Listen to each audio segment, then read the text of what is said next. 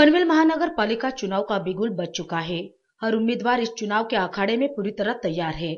महानगर पालिका चुनाव के लिए प्रभाग क्रमांक 12 में महाआघाड़ी द्वारा रैली निकाली गई। सोमवार को कामोठे में उम्मीदवार के म्हात्रे, सचिन गायकवाड़, सुवर्णा म्हात्रे, ललिता पाटिल आदि उम्मीदवार प्रचार के दौरान जनता से रूबरू हुए, जहां उन्होंने अपनी भावनाएं जाहिर की।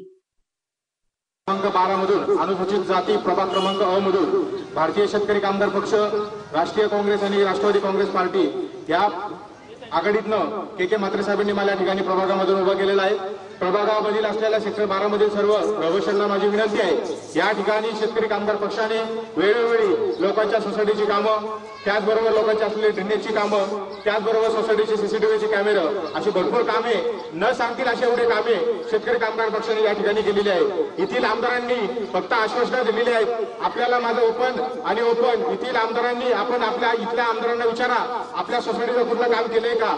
या ठिकाणी के म्हात्रे साहेबांनी ज्या ज्या सोसायटीचे के म्हात्रे साहेबांकडे लेटर आली ती ग्रामपंचायत फंडातनं के म्हात्रे साहेब असून द्या किंवा राजेश म्हात्रे असून द्या, आज त्यांची मिसेस सुवर्णा राजेश म्हात्रे या ठिकाणी उभा आहे।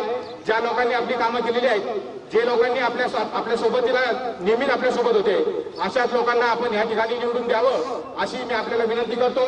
त्याचबरोबर पनवेलचे उपसभापती, माजी उपसभापती, त्यांचे मिसेस ललिता सकाराम पाटील ह्या ठिकाणी सुद्धा आपल्या निवडणुकीसाठी उभा आहेत। तर प्रभाग क्रमांक 12 मधील असलेल्या सेक्टर 12 सर्व रहिवाशांना आपली विनंती आहे की या ठिकाणी आपण चारही उमेदवारांना कब्बशी समोरील बटन दाबून भरघोस मतांनी निवडून द्यावं, मी अशी आपल्याला विनंती करतो।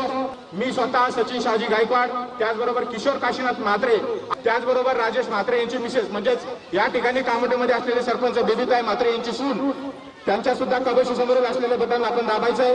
सकाराम पाटील यांची मिसेस ललिता सकाराम पाटील मताने निवडून द्यायचंय। येणाऱ्या 24 तारखेला आपण कबशी समोरील बटन दाबून चारही उमेदवारांना आपण या ठिकाणी निवडून द्यावं।